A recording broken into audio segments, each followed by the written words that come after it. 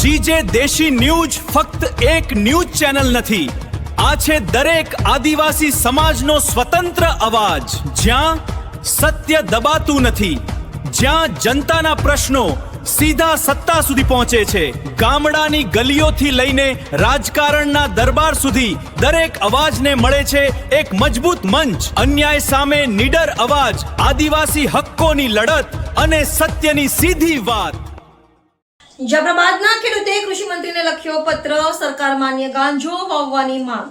જાફરાબાદ તાલુકાના ટીંબી ગામના એક ખેડૂતે કૃષિ મંત્રી જીતુભાઈ વાઘાણીને પત્ર પાઠવી સરકાર માન્ય ગાંજાનું વાવેતર કરવાની પરમિશન આપવા માંગ કરી છે।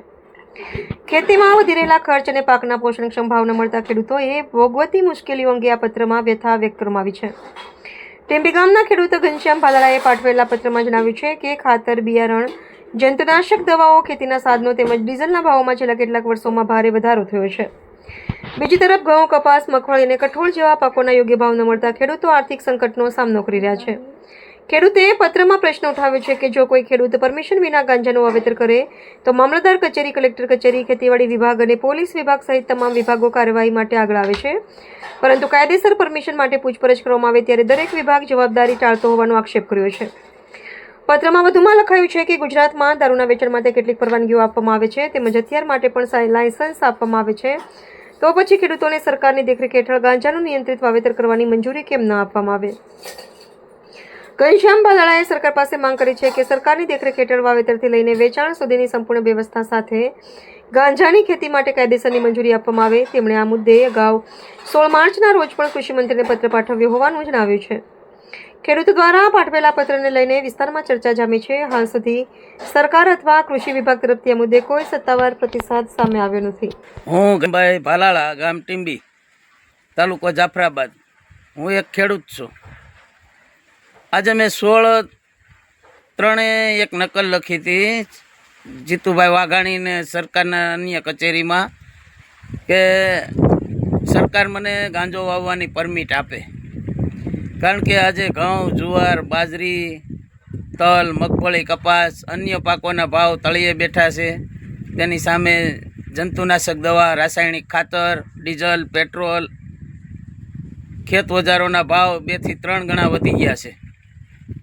આ બાબતે અમને પોષણક્ષમ ભાવ ન મળતા, ખેડૂતોની બમણી આવક ન થતાં મેં સરકાર પાસે સરકાર માન્ય વાવેતરથી માંડીને વેચાણ સુધી ગાંજાની પરમિટ માગી હતી। તેમાં મને કલેક્ટરનો અને જિલ્લા ખેતીવાડીનો લેખિત પત્ર આવ્યો છે કે અમારા વિભાગમાં આવતું નથી। મેં જાણ્યું તો પોલીસ વિભાગમાં આવતું નથી, મામલતદાર વિભાગમાં આવતું નથી, કલેક્ટર વિભાગમાં આવતું નથી, જિલ્લા ખેતીવાડી વિભાગમાં આવતું નથી।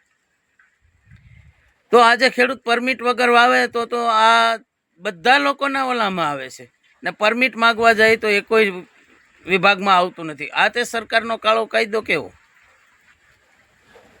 કે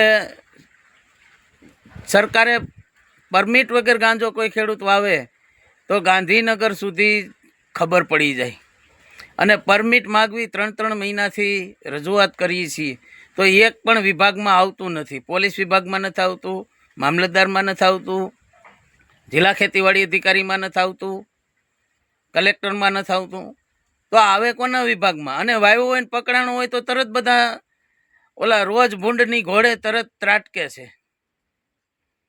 તો આજે ગામથી માંડીને ગાંધીનગર સુધી ખેડૂતો બાબતે મેં રજૂઆત કરી છે કે મારે સરકાર માન્ય તમારી દેખરેખ નીચે ગાંજાનું વાવેતર કરવું છે।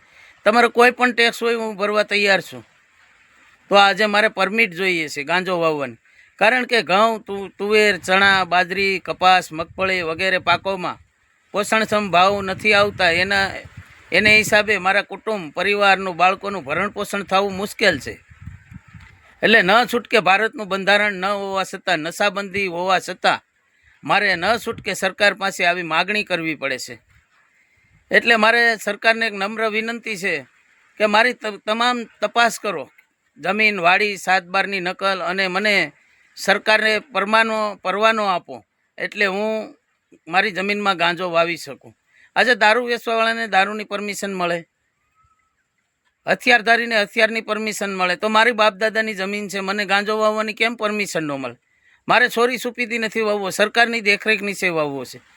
એટલે મારી એક જ અરજ છે કે મને સરકાર પરમિશન આપે અને હું બે પાંદડે થાવ, મારા બાળકોનું ભરણ પોષણ થાય. બાકી આ મોંઘવારીને માર વચ્ચે મારી ખેતી મને પોસાય તેમ નથી. એટલે તાત્કાલિક નોંધ લઈ અને મને સરકાર માન્ય ગાંજો વાવવાની પરમિશન મળે. જય જવાન, જય કિસાન.